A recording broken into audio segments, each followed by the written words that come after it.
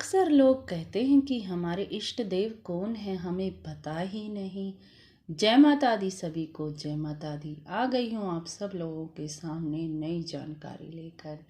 अगर चैनल पर नए हो तो ज़रूर से सब्सक्राइब कर लेना, क्योंकि इस चैनल पर मैं आपको रोज़ ही नई नई जानकारी देती हूँ। आज मैं आपको बड़ी महत्वपूर्ण जानकारी देने के लिए जा रही हूँ। अक्सर मैं किसी से भी पूछती हूँ, सभी मुझसे कहते हैं कि हमें तो पता ही नहीं। आप हमेशा कहते हो अपने इष्ट देव का पूजा पाठ करो, अपने इष्ट देव का ध्यान करो, तभी तुम्हें सब कुछ पालोगे अपने इष्ट देव से। लेकिन हमें पता ही नहीं हमारे इष्ट देव हैं कौन।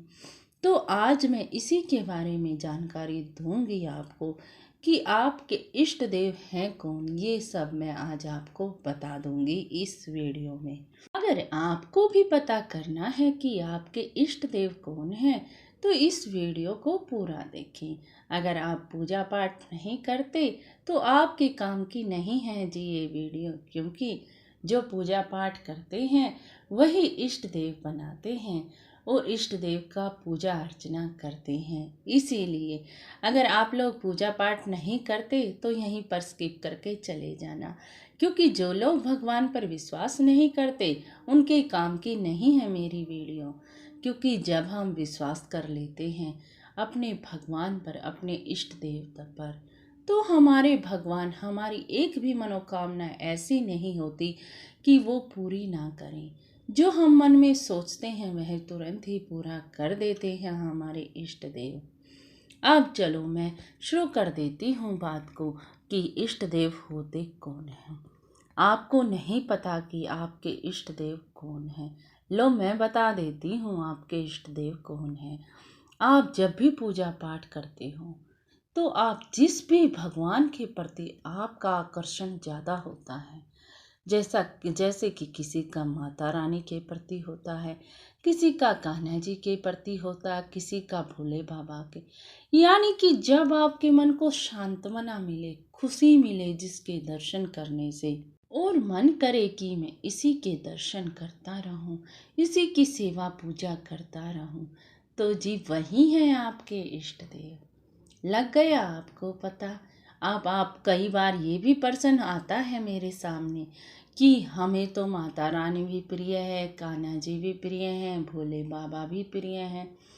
तो मैं आपको एक कथा सुनाती हूँ जिसके माध्यम से आप समझ लोगे कि सब तो प्रिय हैं। देखो मैं कहती हूँ कि भगवान एक ही है। मैं हर वीडियो में बताती हूँ आपको कि भगवान एक ही हैं, बस नाम और रूप अलग हैं। शक्ति तो परमात्मा की एक ही है, ठीक है।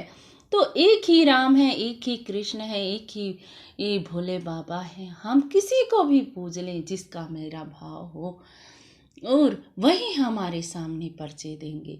इसीलिए अगर आप कहते हो कि हमारा तो सभी में भाव है तो लो ये कथा सुन लीजिए जी।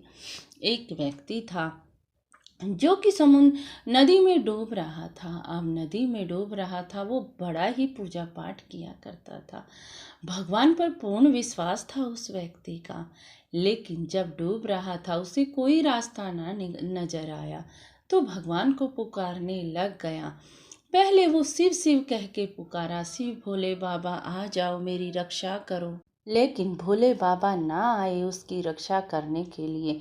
उसने तुरंत ही नाम बदल दिया, श्री राम आओ मेरी रक्षा करने के लिए। अब श्री राम नहीं आए तो उसने हनुमान जी को पुकारना शुरू कर दिया। मिनट मिनट में वो नाम बदलता रहा, कभी दुर्गा को पुकारता, कभी हनुमान को, कभी भोले बाबा को, कभी कान्हा को। नाम बदल बदल के पुकार रहा था। अब भगवान तो नहीं आए और वह व्यक्ति डूब गया। अब ऊपर जाके भगवान से पूछता है, भगवान मैंने जिंदगी भर आपकी इतनी पूजा पाठ की और जब मैं डूब रहा था तो आप मुझे बचाने भी नहीं आए। तो भगवान का क्या उत्तर था ये जान लो, इससे आपकी सब समझ में आ जाएगा कि मैं आपको क्या समझाना चाहती हूँ। भगवान का ये उत्तर था, जब मैं शिव बना तो तूने राम का नाम ले दिया, जब मैं राम बना तो तूने हनुमान का नाम ले दिया, जब मैं हनुमान बना तो तुमने कृष्ण का नाम ले दिया, और जब मैं कृष्ण बना तो तूने माँ दुर्गा का नाम ले दिया। अब ना माँ दुर्गा बनने में थोड़ा टाइम लगता, इतने तुम डूब गए। अरे तुम एक को पुकारते मैं जरूर चला आता, क्योंकि मैं ही राम हूँ, मैं ही कृष्ण हूँ, वो शक्ति मैं ही हूँ। इसीलिए भक्तजनों मैं आपसे कहती हूँ, आप कहते हो कि मेरा सभी के प्रति मोह है, लेकिन एक के प्रति घनिष्ठ मोह बनाइए ना। चाहे उसको पिता रूप में पूजिए, चाहे भाई, चाहे बेटे, किसी के रूप में भी एक भगवान की पूजा कीजिए, आप उसी को इष्ट बनाइए। फिर देखिए अपने जीवन में अद्भुत चमत्कार। अब आप कहते हो कि हमें अनुभव भी नहीं होते जी, कुछ भी क्यों नहीं होते अनुभव? क्योंकि आपने इष्ट तो बनाया नहीं, तन मन धन तो उस पे वारा नहीं है अपने इष्ट देव पर। फिर अनुभव कहाँ से होंगे जी? आपको कितना भी समय लगा लो पूजा पाठ में, लेकिन इतने इष्ट देव नहीं होंगे आपके, इतने एक में समर्पित नहीं होंगे आप, तब तक कोई अनुभव ना होगा। क्योंकि एक ही राम है और एक ही श्याम। मैं बता रही हूँ आपको कि आपको अगर अनुभव करना है, पूजा पाठ में आगे बढ़ना है, तो एक को इष्ट बना लीजिए जी। मैं आप सभी से यही हाथ जोड़कर प्रार्थना करती हूँ। अगर आपको जानकारी कुछ अच्छी लगी हो तो कमेंट में जय माता दी जरूर लिख देना जी। चलती हूँ, फिर मिलती हूँ नई जानकारी के साथ। जय माता दी, जय माता दी, जय माता।